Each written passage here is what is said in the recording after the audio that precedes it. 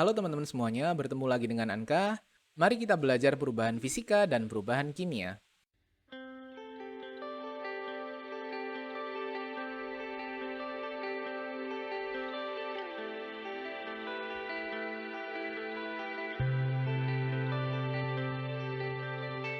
Di video kali ini kita akan belajar tentang perubahan fisika dan perubahan kimia. Selain itu, kita juga akan belajar tentang karakteristik-karakteristik yang ada di perubahan kimia.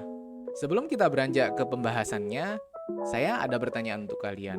Jadi, pada saat ada penguapan suatu air, apakah terjadi perubahan komposisi?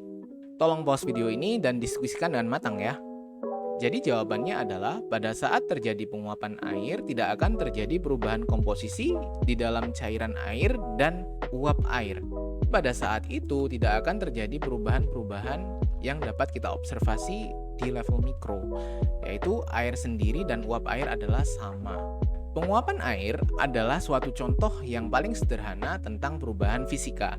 Di dalam perubahan fisika tidak akan ada perubahan-perubahan yang terjadi di komposisi-komposisi yang ada dalam zat-zat yang terkandung sebelum dan sesudah perubahan. Maka dari itu, perubahan fisika tidak akan menimbulkan zat-zat baru yang terjadi setelah perubahan itu selesai.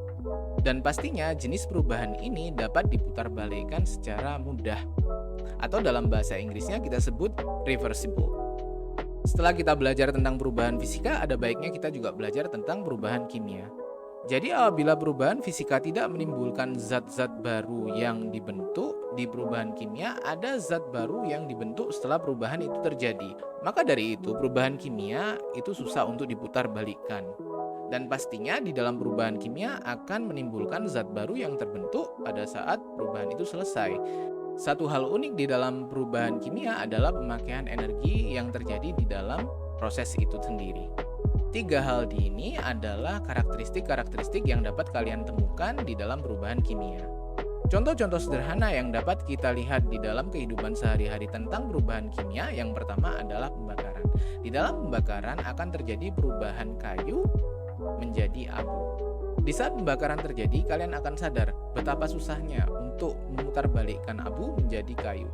Di situ kita dapat menyebutkan bahwasannya pembakaran merupakan perubahan kimia. Dan di dalam proses pembakaran ini terjadi pelepasan energi. Pelepasan energi ini disebut radiasi energi yang bisa kita nikmati dalam bentuk panas. Contoh sederhana kedua tentang perubahan kimia adalah pada saat kita memasak.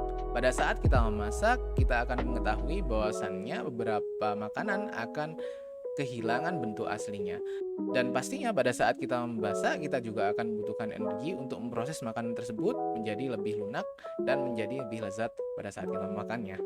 Oke, salah satu contoh sederhana yang mungkin terjadi pada saat perubahan kimia adalah adanya suatu ledakan. Jadi pada saat terjadinya suatu ledakan atau mungkin pada saat kalian merasakan hangat atau panas di dalam proses itu terjadi, maka bisa kalian simpulkan bahwasannya perubahan yang kalian lihat pada saat itu adalah perubahan kimia.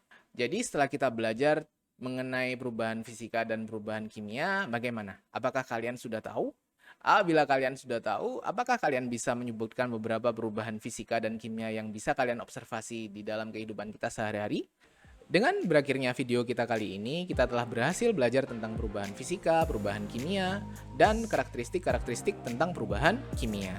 Bila teman-teman suka dengan video ini, mohon di like. Bila teman-teman suka dengan konten-konten yang saya kerjakan di channel saya, mohon subscribe-nya ya. Dan sampai jumpa di video selanjutnya.